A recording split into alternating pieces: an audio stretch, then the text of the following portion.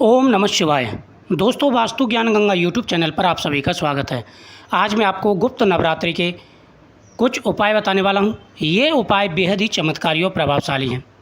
जिस प्रकार से नवरात्रि का महत्व होता है, उसी प्रकार से गुप्त नवरात्रि का भी महत्व होता है। गुप्त नवरात्रि में माता के 10 स्वरूपों की आराधना की जाती है, जिसे 10 महाविद्या कहा जाता है। पृथक नवरात्रि 2 होते हैं, चैत्र नवरात्रि और अश्विनी नवरात्रि। उसी प्रकार से 2 बार गुप्त नवरात्रि आते हैं, माघ और आषाढ़ में। गुप्त नवरात्रि जब भी आते हैं, माता के 9 स्वरूपों के साथ साथ में 10 महाविद्याओं का ध्यान किया जाता है। गुप्त नवरात्रि में तंत्र मंत्र का भी विशेष महत्व होता है। जो भी उपाय करते हैं, टोटके करते हैं, उनका विशेष लाभ मिलता है। माता के 10 महाविद्या स्वरूप हमारी हर मनोकामना पूरी करते हैं। कहा जाता है कि अगर कोई व्यक्ति गुप्त नवरात्रि में सच्चे मन से 10 महाविद्याओं की पूजा करता है तो उसे जीवन के समस्त दुखों से छुटकारा मिल जाता है। साथ ही हर संकट से मुक्ति के लिए यह उपाय जरूर करने चाहिए। साल में 4 बार नवरात्रि आते हैं, माघ, चैत्र, आषाढ़ और अश्विनी।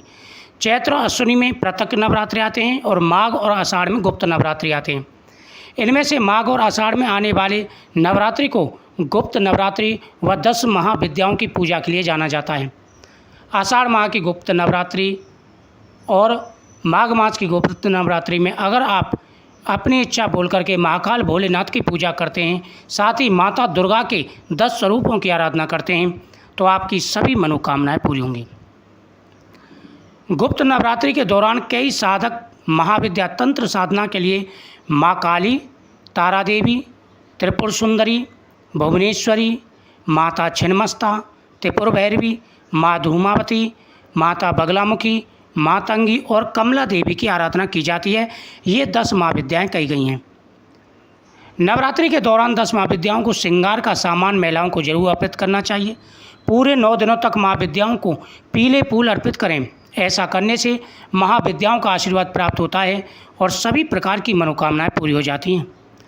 माता रानी के मंदिर में कपूर पान के पत्ते पर केसर, चंदन और गाय का घी लगाकर स्वास्थ्य चिन्ह बनाएं और इस पर कलावा बांधकर एक सुपारी रख दें। ऐसा करने से आपकी मनोकामना बहुत जल्दी पूरी हो जाएगी। दोस्तों, 9 दिनों तक घर में लौंग और कपूर के साथ आरती करें। इससे घर की नकारात्मकता और बुरी शक्तियां दूर होती हैं। साथ ही इस उपाय को करने से घर में खुशियां आती हैं। अगर आप 9 दिन तक 10 महाविद्याओं को सिंदूर अर्पण करते हैं तो इससे कर्ज की समस्या से छुटकारा मिलता है। ऐसा करने से आर्थिक समस्या से भी निजात मिल जाती है। जो महिला 9 दिन तक रेगुलर माता के सामने ज्योत जलाती हैं, उनके घर में साक्षात माता दुर्गा का वास होता है। अटका हुआ काम वापस पाने के लिए पूजा के स्थान को पहले साफ कर लें, फिर उस जगह पर घी का दीपक जलाएं। उसके सामने एक कपूर पान के पत्ते पर 5 लौंग, कपूर, इलायची और कुछ मीठा रख दें और 10 महाविद्याओं की आराधना करें। इससे मनोकामना पूरी हो जाती है। दोस्तों, गाय के गोबर का ऊपरा ले लें और ऊपले को कोने को अच्छी तरह से अग्नि से जलाएं और उस पर थोड़ा सा कपूर आपको रख देना है। बतासे में 2 लौंग लगा दें और 2 लौंग लगा के घी लगा करके उसे आप उस ऊपले के ऊपर जलाएं माता के सामने। इसे भेंट कहा जाता है और माता प्रसन्न होकर के मनवांछित फल प्रदान करती हैं। जो व्यक्ति माता के नवरात्रों में यह उपाय करते हैं, अपनी मनोकामना बोलते हुए उनकी प्रत्येक मनोकामना पूरी हो जाती है। दोस्तों, नवरात्रों के दिनों में जो व्यक्ति माता को लौंग का जोड़ा अर्पित करता है, उनकी प्रत्येक मनोकामना पूरी हो जाती है।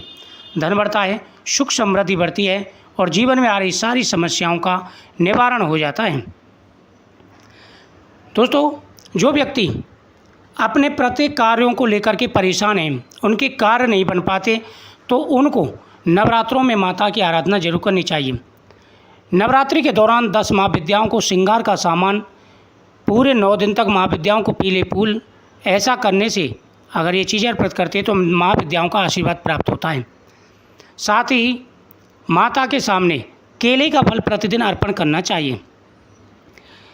घर में धन के प्रभाव को बढ़ाने के लिए पूजा के स्थान पर पहले साफ सफाई कर लें, फिर उस जगह पर घी का दीपक जलाएं। उसके सामने एक कपूर का टुकड़ा और पान का पत्ता, मीठा पान जिसमें 2 लौंग लगा के माता के सामने अर्पित कर दें। इससे अटके हुए सारे कार्य बनने शुरू हो जाएंगे।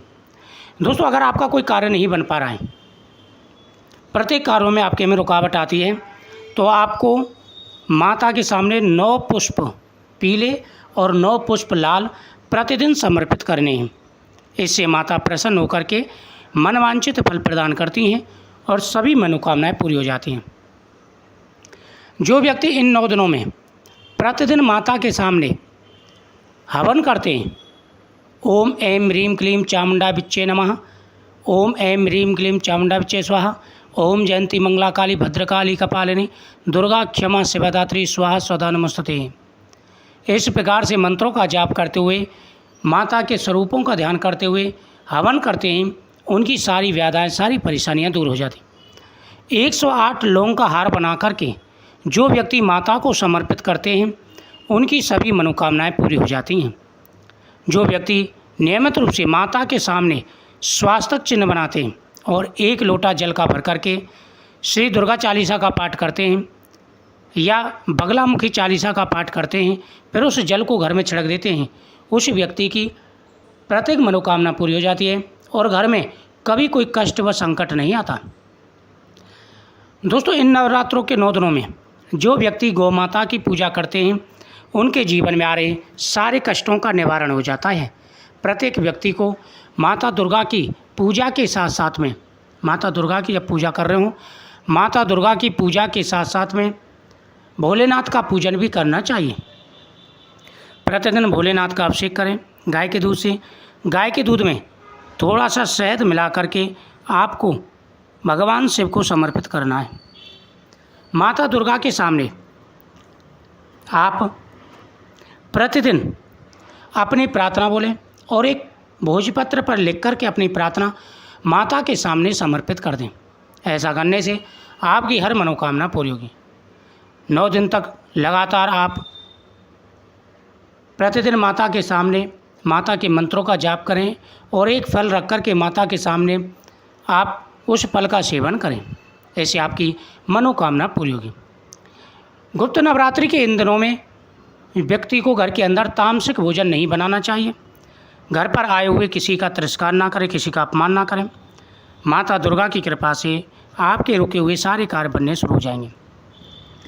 जिस प्रकार से हम प्रत्येक नवरात्रि में माता की आराधना करते हैं, उसी प्रकार से गुप्त नवरात्रों में भी माता की आराधना करनी चाहिए। तो विशेष महत्व है माता की पूजा का। हमारे सभी कार्य बनने शुरू हो जाते हैं अगर जो व्यक्ति माता की दुर्गा की आराधना करते हैं।